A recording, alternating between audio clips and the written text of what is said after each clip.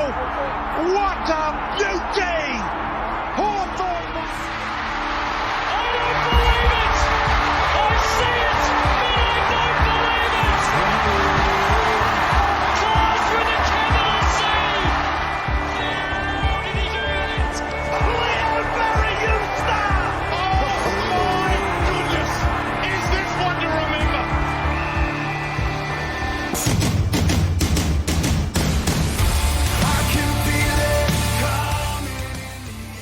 G'day, community, and welcome to the Jock Reynolds Supercoach podcast. I am Lekdog, and I'm joined once again by, must be a fan favourite, definitely a podcast favourite, Supercoach Mumma. How are you, Em? It's a pleasure to have you back.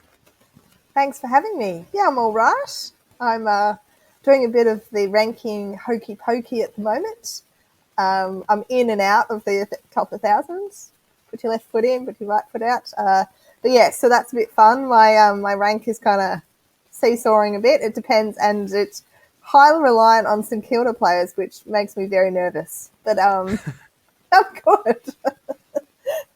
I'm good. No, fantastic. You know, the fans demanded more from you, Em. Not more from you. They demanded more of you. So we brought you on into one of the last podcasts of the year. Still 7 or so to go, but the year's getting away from us. Trades are getting away from us, and a lot of what we're going to talk about isn't going to be relevant to a lot of people because most of them, from what I can see in the comments, have no trades left. But we will kick off with the news first. There's been a few suspensions come through this week, or potential suspensions come through. Guys like Phillips and Haynes, but I'd say the big one is probably Caleb Sarong. He's facing a 1-week suspension, and that would be painful, particularly with like a Josh Dunkley looking like he might miss again this week. Is there anyone else, Em, that we need to worry about? I'm not sure, but can I just tell the joke that did the MRO get it right or did they get it so wrong? Sorry about that. Very good. I stole that. If Benny listening, I'm sorry I stole your joke. But yeah, so Lloyd, suspensions no, but injuries, Lloyd, do we know what's happening with Lloyd? I know he was it concussion yes. or yes, concussion, yeah. So he will be out. You'd assume it's concussion. I haven't actually seen it. He failed the HIA, so he's going to miss, which means Nank's going to miss about 700 weeks based on the current rules. So bad news if you're a pod Nank owner, but very bad news for all those Jake Lloyd owners who I was going to jump on him as well. Oh, were you? I was. I love Jake Lloyd. I predicted a big year back into triple figures pre-season. And this concussion couldn't come at a worse time for his average, from my perspective. But it's a bad time for owners as well. How do we draw the line, Em, on whether to hold or trade? What's the week number for you? I honestly think it's got to do more with your bench and your trade number. She says, because lots of us, Oliver happened, and then there's 2 people in the world. There are the people who gleefully got rid of him and the bitter ones who thought they were the wise ones and they've kept him.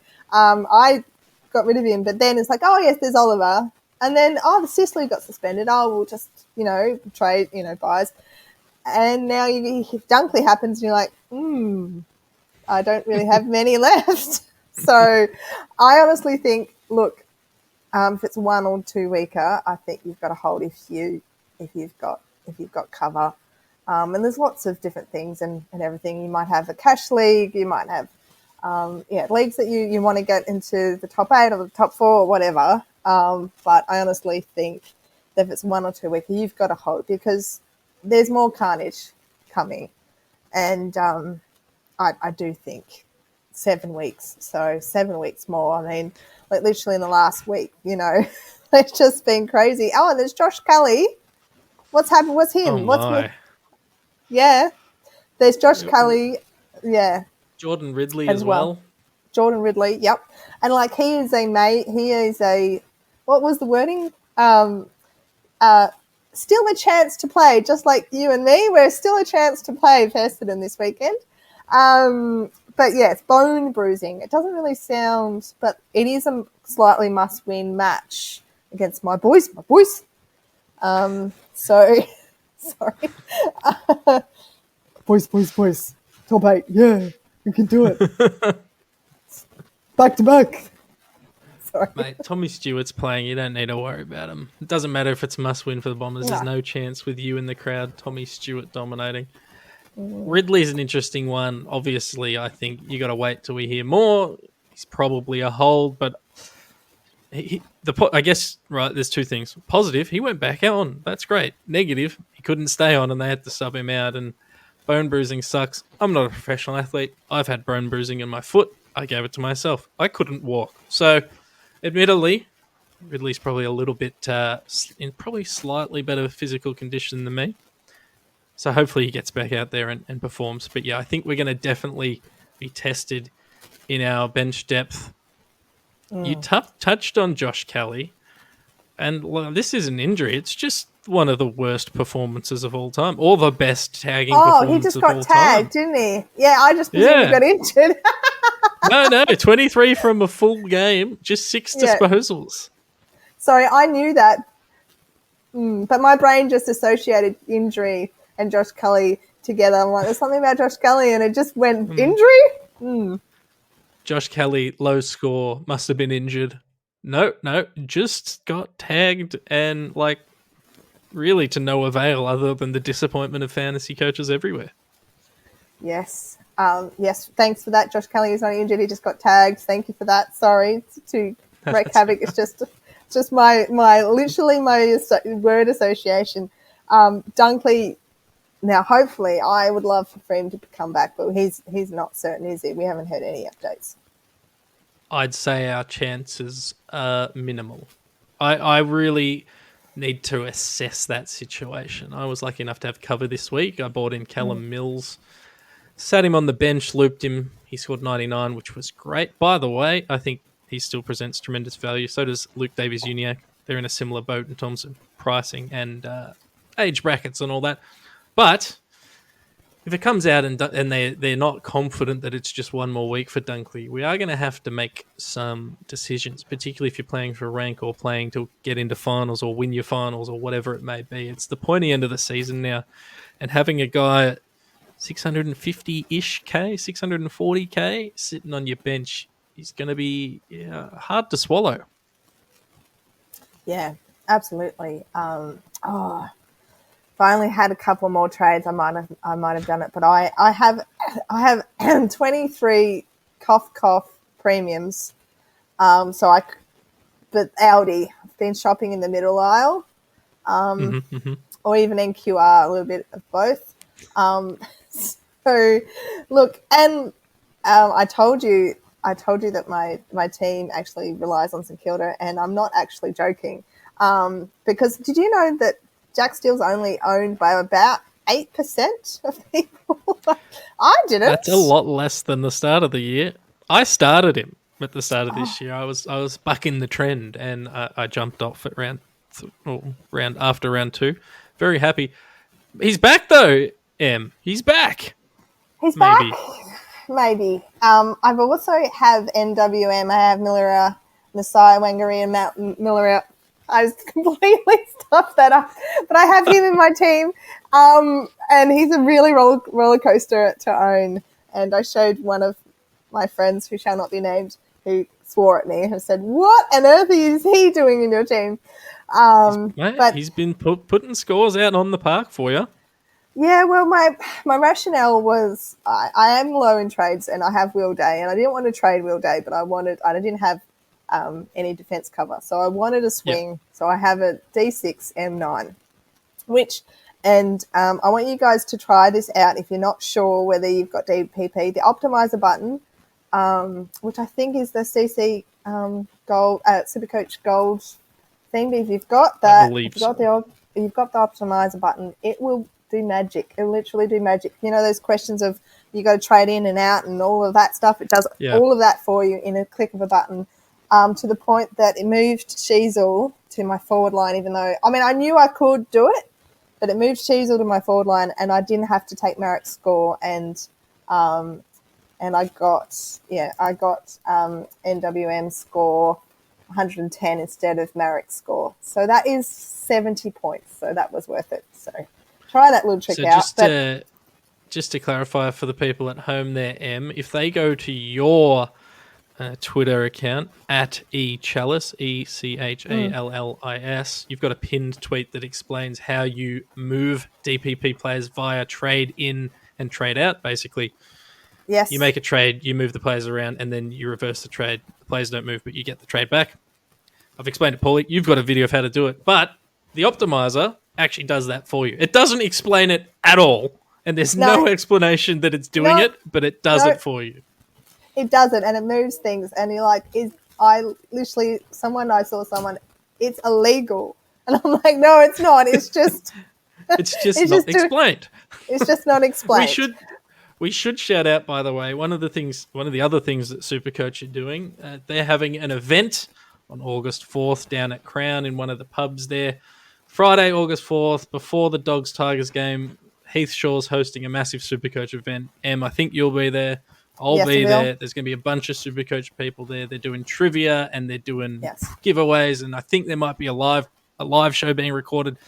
So get down Friday, August 4th. There'll be details. It's at the pub in Crown, and there's be plenty of Supercoach talent there. Yes, and lots of let's chat Supercoach, or how bad your teams are going, or not, just the cricket, the Ashes. That might be better to talk about. Anyway, whatever. We're going to have some fun. Yes, that's right. Em, you may not have to, though, get bench cover this week, because you might already have one of the players that was given DPP status this round. We've got 10 players. I'll quickly list them, and then you can highlight the ones that you think are relevant for people at home. Devon Robertson, Brisbane Lions, is now a mid-forward. Sam Doherty from the Blues is now defence mid. Nick Dacos from Collingwood, defence mid. Mark O'Connor from Geelong, defence mid. Callum Brown from GWS is defence forward. Harry Perryman, GWS Giants, defence mid. Angus Brayshaw is now defence mid from Melbourne. Jaden Short, Richmond, he's out injured at the moment, but he is defence mid. Marlian Pickett, mid forward for Richmond. And finally, one of the many players that we're all relying on, I think, Jack Sinclair, St Kilda, is now defence mid. What are your initial thoughts, Em? It's beautiful. I actually have 5 out of 6 of my defenders now defence mid. So it's, and I have 2 beautiful, wonderful donuts that, when I say beautiful, wonderful, they've been a pain in the ass, but they've actually been really handy. I've got Wagner and Constable who interchange each other. So between all of that, his flexibility is just... I'm just so flexible at the moment, but no, it's great. But everyone should have Sinclair. Everyone should have Dacos. Everyone should have Dacos. Now, the thing is Jaden Short was a little bit out of my price range. I really like Jaden Short, but I actually went cheaper from, so for NWM. So I went with him. I'm just going to shorten his name because I just absolutely butchered his name before. Love it. So I went a bit cheaper. But yes, and did you find that round 18 was just too long? We really need the DPP changes around I just felt like, and Gawn obviously wasn't named and Walsh wasn't named. So for those Walsh people is the killer for me. Oh, I've had him sitting at M8. I needed him. He was 35% before this week. He didn't go in the forward line. He played pure mid. I was begging to finally be able to put him into my forward line so I could move Dylan Moore, who's been the 15th ranked total point forward, which is fine, off my field for the first time, but I couldn't do it, so I get to continue the Dylan Moore experience, which is just amazing. Oh, you get more. Sorry. I get more from Dylan Moore. I want more. I'll stop. But no, Walsh, that's really hard. Gawn really, really hurt me last time. And I would have just been amazing with Briggs and Gawn. I would have shoved Gawn, who's averaging better than Darcy Cameron, who I ended up bringing in. But, oh, man, just the inconsistency of my team's killing me. Like, I just completely got completely I was really under par last week with Steele's subpar score, Day's subpar score. Rowan Marshall, lots of people I haven't realised, Rowan Marshall's starting to become less owned, especially higher up. So Yeah, people have held Briggs over Marshall, which, at 3/4 time, you would have been laughing. In the GWS game, Briggs was on about 80, and then he's just, or maybe halftime he was on about 80. Then he just sat there for quite some time. I was looking through the rucks today. Obviously, Tim English is number one for total points. Then Rowan Marshall, then Riley O'Brien, and then it's a bit of a crapshoot after that. I'm only including Riley O'Brien because I have him. Yeah, no, he's only 60 points ahead of Jared Witts, but I'm not counting Jared Witts because I don't own him. No, don't count Witts. It was very witty of you to miss him. No, but I'm sorry. But I regret not getting English. I really do. I need to learn more English, but English, I can't believe. He hasn't even gotten injured, and I'm not cursing him. I really hope he plays every single game this round, but this year I just avoided him, and then I couldn't get him, and then it's just disappointing. Yeah, I would be at least 500 points better off for the year if I had just started him like we all planned to. But I zagged and I went, no, not spending that money on him. He's going to get injured. Blah blah blah. Anyway, he's averaging 125 for the year. He's scored almost 2,000 points. He's 200 plus points clear of Marshall, and then about 500 points clear or 400 points clear of my boy Riley O'Brien. But I didn't start Riley O'Brien. I started Max Gorn, who scored 140 and then 0 and then was out. It was great. Anyway, we should not dwell on the past. I guess of those players, just rounding off that DPP conversation, Sam Doherty's probably the one that interests me the most, given everyone has Dacos and Sinclair. Sure, it'll be a good target when he comes back, if he comes back soon. But Doc, 112, 108, 111, 77, 96, 124, 135. He's had a very good year. A lot of people jumped off. Did he get injured? I think he might have got injured in round 4. He'd had 3 bad scores. Everyone jumped off, and then he basically hasn't missed a beat since then. So, been very good for the Blues. Jumping into Cash Cows, we've got stuff all this week. We've got Caleb Poulter on the bubble. He's 212k, so no one's picking him up. He did score 67. We've got Cooper Harvey, who debuted for North Melbourne, scoring 52. We've got James Madden on the bubble. If you don't know who he is, he plays for Brisbane. I think he might be a key defender. 148,400. He scored 50. And then the only other players that even scored in the rookie price range on the weekend are like Taj Woden, 43. Sam Banks, 38. Carl Warner scored 8. And Jacob Bauer scored 7. So it's probably not the week to downgrade if you can avoid it, Em. No, I know. I picked up O'Sheen last week mainly because I didn't have enough Geelong players and I was starting to look like a Saints supporter. So really great reasoning there. No, but O'Sheen's 134, but I still wouldn't. I really wouldn't do it for cash. He scored a 38. But look, and he might be out because they rested. But look, I think they did. Chris Scott did say that they were going to give him a go and everything.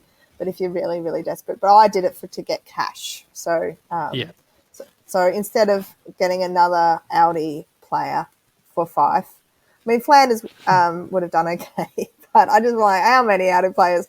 So I downgraded, and now I've got cash for my last trades. Yeah, I think at this point of the year we're looking at the cheapest possible downgrades. It's a nice little plus if they're playing, but I think ideally we've all probably got dead rookies on the bench that we can downgrade to a different dead rookie. We may as well make it a cheaper one. I just want to shout out. I randomly just chucked him into my team the first week he was named because I needed to downgrade Briggs. Brought in Jack Williams, and he's managed. He's been awful in terms of Supercoach. I don't know about real footy. Presumably also awful. Just want to shout him out. He's actually played 3 games. Well done, Jack Williams. You were the only player available on West Coast list, but geez, I appreciate the fact that you're alive and playing. for my Supercoach side. Yay. Well, I was surprised that Mareks keep playing as well. But yes. Well, they're trying not to play him. They just keep having to put him in, don't they? Literally. Just like the only one turning up at the playground, and anyone for down ball, and then they look left and they look right, and then they look at you, the only person there. Yep, you'll do. You're describing how I got picked in every school sport team. It's a true memory of mine, so don't worry. I guess before we round out the major weekly Supercoach conversations, is there anyone you have your eye on? I mentioned LDU earlier. He's probably one that if you're looking for a bit of depth, I mean, he's actually a little bit more expensive than he was a couple of weeks ago. But if you're looking for players, is there anyone you have your eyes on? Yeah, and he's not cheap, and I'm kicking myself, but Luke Ryan is paying him my butt side. And like, he was almost 500,000 and it's gone up. Yep. He's now 587, and I'm starting to play a little bit more leagues than I have. And he just kills you. And I'm just really worried about not owning him for finals. And he seems to play well when Fremantle don't play well. Sorry, Damo, if you're listening. But like, they do have a harder fixture coming up. So they've got Collingwood, Sydney, Geelong, Brisbane, West Coast, Port Adelaide, and Hawthorn. But they've got a couple of tougher matches. So Ryan, and a lot in at home too. So Ryan could explode. So I'm looking at him, but he's starting to become a little bit pricey. He is. And I want to shout out Stephen Smith, SDS Supercoach on Twitter, put up a thread on this very topic. His average in wins this year is 101.4. His average in the losses is 122.7. Yeah, and with the Pies, Swans, Cats, Lions, West Coast, Port Adelaide and Hawthorn, as you said, I'm tipping, earmuffs Damo, probably going to be a few more losses than wins in there. So I think he's a fantastic option if you can swing it. If you can swing it. And like, if you think of Sicily, Sicily's currently 650 and he's got a really low break even. So if you like Sicily and you want to get on. However, Luke Ryan's got just as high as a ceiling, maybe a lower floor. But, if you haven't got that 70 or 60 to 70K for Sicily, that's what I'm thinking. But it means I sacrifice Sheezel, and I just think it's too early to side swap. Did you watch that game? I'm just deciding. I'm moving on about talking about targets to luxury trades. Did Sheezel keeps losing his role? Gets moved around. I mean, I'll be honest with you. I've kind of stopped watching him because I traded him quite some time ago and did the maths and realised I'm ahead, but I'm not that far ahead on that trade. So I've just been I don't wish ill on anyone, but the less he scores, the less him and Zeeble score, the more justified I am in my decision making. So no, I haven't watched. I'm pulling up his heat maps as we speak. So it looks like, what's he been scoring? 65 and 79 in the last 2 weeks, 103 and 98 in the 2 weeks before that. Guess one thing to consider while I bring up his heat map, and it looks like he's still playing in the defensive side, but not necessarily taking the kick-ins. He is a first-year player, so I think a dip was inevitable at some point. I don't know if this is going to be a sustained dip. I really don't know. I don't know how Griffin Lowe going out with an ACL affects how they structure up in defence. I don't know if that gives Zeeble and him even more opportunity back there. I got no idea. But what I do know is that it's, with the exception of maybe a Nick Dacos, it's very hard to expect massive scores all year long from a player. And it's an even longer year than normal this year. There's an extra round. So I think the dip was an inevitable. Is it too early to move on from him?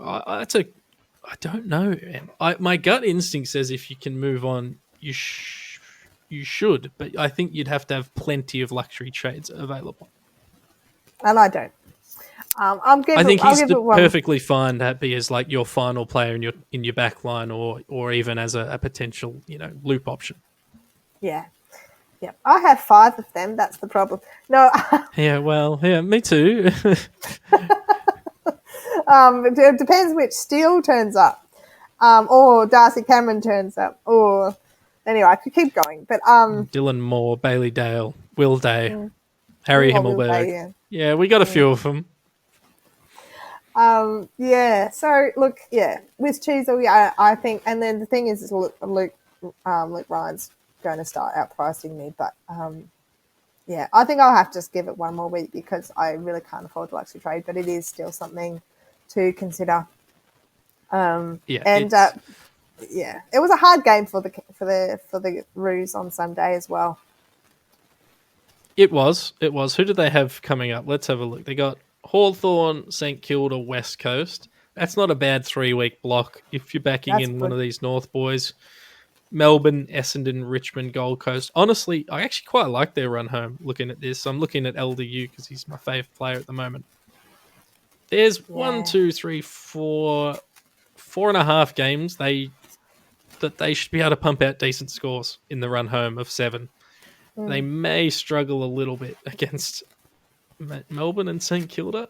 I don't know if St Kilda's actually good or not. I really don't know. No, it's very frustrating. Why do I have 4 players from their team?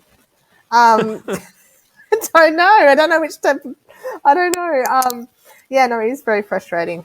Yeah. Was there no anyway. temptation just to find someone else when you were going for that 5th St Kilda player? Just from a different team? Or was it...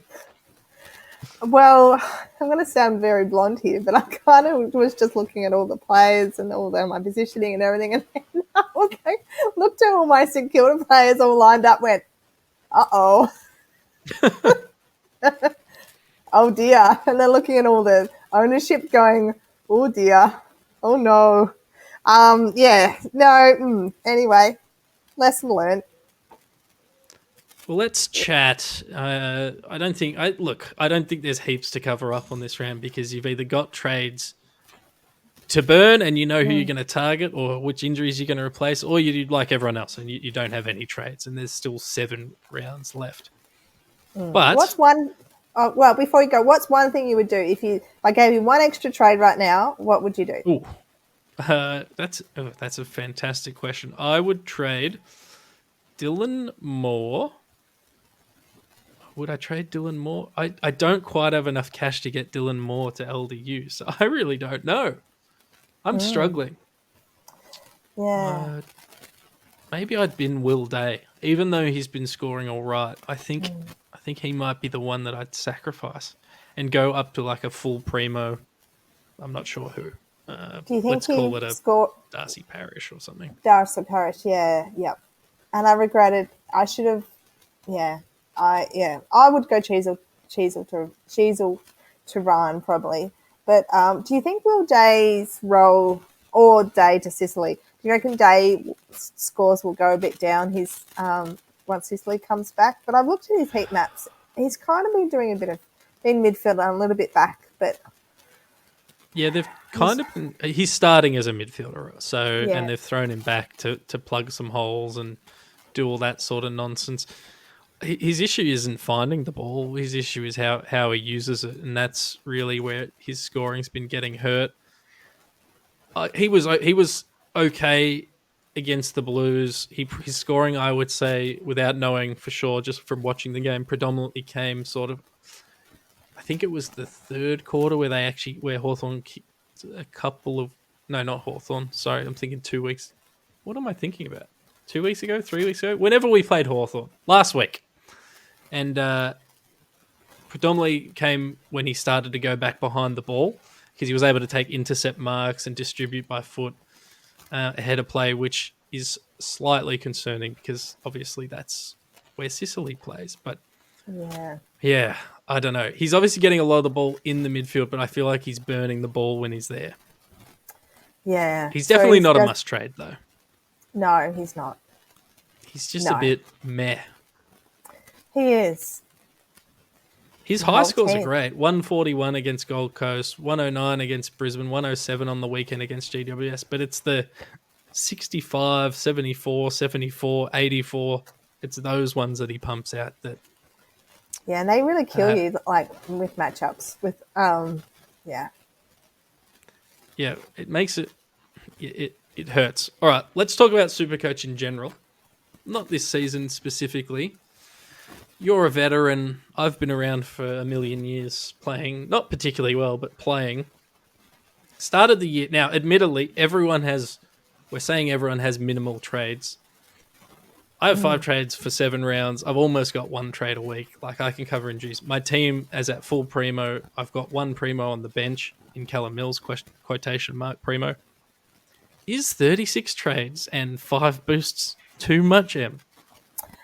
Yes, I think so. It just depends what. I mean, the thing is if you look at the numbers, I mean, like we could go so many places right now because how many of them are actually double teams. But there's 187,000. That's quite good, and there does seem to be more active casuals at this time of the year. So maybe the extra trades, but that might drop off now that the trades have gone off. But I honestly think the boosts are too many. So possibly, maybe the trade, maybe 1 less, but 5 boosts is like if you had 3, you would treat them a lot differently rather than the 5. I think it just gives, people just you keep, I know people who just use them every week until they're gone. I almost did that myself, but it kind of creates you're supercharging, and it just creates a different environment. The long game, and I think it creates this kind of instant kind of very fast game, and now people are still running out of trades, and it's just about a bit of that respect game. Like I only started when we had 30, 28, 30 trades. So it's only increased by 6, but have you been playing when it was around the 23 or whatever it was? Take me back. My dream is like 1 trade a week, full lockout. Take me back. It's never going to happen because it's not as engaging. I understand that, right? Part of the building a game is you want everyone to be fully engaged at all times, which is awesome. But I would say the experience for a casual player has probably increased dramatically. I would say experience for super coaches, people who play and have played for years and years and years, is probably diminished a little in that it very quickly everyone is getting to full primo. Because of all the extra trades, everyone's teams are looking very, very similar, I would say. I thought more trades would mean people would take more risks, but it seems to just be everyone's just going, all right, well, now I can afford to bring in Dacos, Stewart, Sinclair, Bontempelli, and a Dunkley, side training. Merritt. Yeah, there's a lot more side training. So I feel like in the sense that engagement is up, which I assume it is, I totally understand more trades. But from the competitor in me and the old man in me makes me pine for a few less trades so that decisions have a little bit more impact. meaning, yeah. And I know there are people out there who are listening like Damo who's had literally like 15 forced trades just from injuries. I think that's part of the fun. I like the days when we weren't expecting rookies to have to score 90 points a week and, immediately hit 400 grand before you cashed out. Maybe I'm just an old man. Yeah, no, I there are simpler times. I don't know. Well, simpler times, but I feel like you had to be a little bit more. Yeah, you had to plan a little bit more and kind of had to think about it more and really think. Yeah, just be a little bit more cautious. I would love 3 boosts and I would love 35 trades. Yeah, and I wouldn't mind if we're adding to our list of dream things, and I'm not even talking about draft. If we're adding to our list of dream things, I wouldn't even mind a second game mode, and hell, I don't care if it's just me that plays it, but with less trades and maybe we'll call it grandpa mode, where there's full lockout, perhaps, where I don't have to keep logging in and checking and turning notifications on Twitter for the AFL laid outs for everything. Like, I really like being able to disconnect once the round started, but you can't do that if you're a enthusiast. So I wouldn't mind that decision being made for me, even if it's in an alternate mode. I guess what highlighted it for me, what made me want to ask the question, we were talking before the show about our highest scores ever. I've scored two 2600s in a row, and my rank's like not moving because everyone else is scoring 2600 or 2500, which feels to me like we've seen that before, but it was in like the second last round of the season or the last round of the season. We've got 7 weeks to go, and it feels like if we're not scoring 2500 pluses, which used to be the pinnacle, playing for rank is becoming very difficult because everyone has every player. It's it's like living in a house and you get cookies all the time after being, your parents never has cookies or lollies, and the first day it's great, and then like fourth day you have a stomach ache and headache, and you're like, oh, it's kind of not fun anymore. But it's just you get too much of the good stuff. Yeah, no, I agree. I really love the alternative mode. I would love something to do with emergencies or something to help you with that, but or remove, like, I don't know, like less things were all automatic. Like the funny story is when I was winning, and the last 3 weeks I was completely and utterly over it, and I just wanted the season to end, which just sounds ridiculous, but it was fantastic. But I'm like, I don't want to be looking at my phone all the time. I don't want to be having this stress. And we was my wedding anniversary, and we went to Lawn, and I said to my husband, look, I'm going to really try not to have my phone. And we had this really lovely seafood buffet, and I'm like, look, I'm just going to check the laid outs, and then I'm putting my phone away. And then bloody Stephen May was laid out, and literally I had to go my trading or my not trading. I had 1 trade left. And I'm like, why? Why can't I just enjoy this dinner? Why do I have to be here anyway? And then I'm like, not trading, turn my phone down. And then I'm like, I'm back. I'm sorry, I'm back. I'm like, nah, stuff it. Could be like life, it could change my winning. But I'm like, at that moment, I'm like, nah, not trading, stuff it. And and off I went. But, I know that feeling where you're just like, let me just switch off. You know what it might be? And maybe these stresses apply to this as well, but I reckon the pressures of Twitter and, us doing Supercoach content and going to events and talking to people and doing all that stuff, which we love to do because we love the game, right? But I think all that, the pressure to be... It never used to be that if you're not in the top 1,000... like, what are you doing? But there seems to be a lot of pressure. Like, even I'm doing it at the moment where I'm posting my rank and stuff, which I've never done before. Maybe it's because I've never been good, but I think upon reflection, like, my focus used to always be on league games, and I'd make decisions based on matchups, which meant, oh, maybe I've got Nick Rewalt traded into my team, or maybe I've got Jack Rewalt traded into my team. But you can't. I feel like all the emphasis is now on your overall rank, that number next to your name. So I don't know how you incentivize league play more than it is. And maybe I'm in the minority and most people don't care about rank, but I do feel like the emphasis, at least on social media, is on rank rather than league. So I don't know how you improve the league experience enough to where that's the focus, but I feel like maybe that's the difference. Yeah. Well, and that's the thing, is it's like, the snide remarks of, experts. Well, no one finished the top 1,000, and I finished the top 1,000, and I'm like, oh well, good for you. I've just tuned it out, to be honest, and it's just about your enjoyment, and yeah.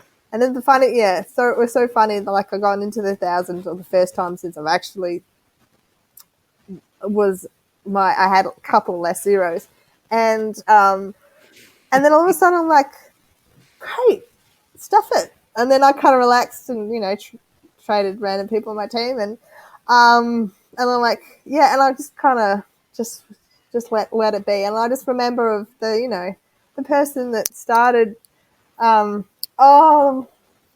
darling, Jack Darling, at the start of the team, and I love bring me back, and look, he scored 18, 8 and 9, and it was awful, but like just bring me back to these players, and yeah. I think I've solved it. Tim, Yep. Pete, Al, for those listening, I've solved it. Here's what you need to do. We just need a game mode. It doesn't have to be game mode. We should be able to join leagues. Maybe we make a ranked team and a league team or something. But basically what I'm asking for, I want to be able to set up my league to have full lockout, no loopholing. You set your team before the first game on a Thursday or a Friday, whatever it is, and you just let it ride, baby. If I had a league where I could just log in and do that, I'd be happy. And I'd have my other team for rank and all that. Give me the option. I want to be able to be an old man, and I'll still play the normal game and have the rank. Don't worry. We'll still talk about that version. Yeah. No, the 2 is really good, but like I've joined. It's not a cashy, but it's a rivalry league for Dr. Supercoach, and like so you basically you gain points for your team and everything. And I'm getting really competitive, but like I'm just not used to people just trading, matching your players and everything, and the old Saturday night trading, because I trade on a Thursday night and done. And VC and C, like playing with the 3-year-old cards, like in my cards, and like, oh, what's what she's doing and who she's captaining, and okay, and like trade. I'm like, what do you mean you trade out English? Now I'm losing, and I'm like, it's not fair. It's so frustrating because I'm like, as an overall player, I'm like, doing all this and everything, and it's just like, oh, I would love just to have a league team and an overall team, but anyway, because yeah. Right. We should be allowed to make 2 teams under the one account. One for rank, one for league. And then we're not breaking any rules, so when you win Supercoach, you can still win, but you can have your other fun team. I think that's the way to do it. It's better than going off to another platform and playing a far less superior, a far more inferior game. I'd hate to have to do that. No. But if you want to make one, no. But all right, can I do a rant? Just a very small rant. Just Rant away. Right. So, buys, right? People making teams for buys to win the money for the buys. I mean, seriously, like, can we do something about it? You're telling me that you happen to not own any round 15 players. Are you serious? Like you have literally, you're ranked 105,000, and you're telling me, when did you make this? Like, seriously, I know they want people to play, but there's got to be a limit, or actually change it. The person who wins has the most total over a buy, actually have a buy and actually make it. This is someone else's idea. $5,000 for the whole buys, something like that. So you actually have to think about it. It is, and I know it doesn't really matter, but because those people don't affect overall ranking too much. But it's just, it just annoys me. And admittedly, I might be shaded because I'm friends with someone who does this every year. But he makes his team through the whole year for one buy round. But he at least plays every round, right? Okay, He's still active. He's not just making it for that round. Like, there should be, I don't know how you would measure it, but if you're going to win a prize, either, sure, you won that buy round, great. As long you get the money at the end of the year, if you've, if they track that you've been on the website or made enough changes before and after the buys. Like, I actually don't mind. As long as you're being active, I don't mind it. But I do understand the issue. I actually think the total highest score or something over the buy period would be really interesting. It would encourage trading across all those rounds. You probably wouldn't just throw away one round, which quite a few people did. I think that's an interesting idea that we could explore. I also don't think, I mean, other than the top prize of the year, obviously, I don't think that the prize money's even enough to really drive decision making on the game. But I think if you had a $5,000 prize pool, even though it's the same amount of money, right? Because it's not just, it's going to be spread over 3 weeks or 4 weeks or whatever. But I think if you had, it's almost like a mini tournament, and you can almost run it as such. You could have a kind of a ranking within the rankings for the buy rounds. I think that would be a really interesting concept, and similar to, we've seen other sports do it. Obviously, the Premier League does it with tournaments within the season. The NBA is introducing a tournament within the season. Maybe some sort of Supercoach tournament would be great, which you could do for the best buy round team. Yeah, absolutely. I think you've stumbled onto something there. Yeah, no, I did steal it. I can't remember who, but yes, no. Anyway, I'm just the voice of the people. Let us know if it's your idea. But yeah, no, I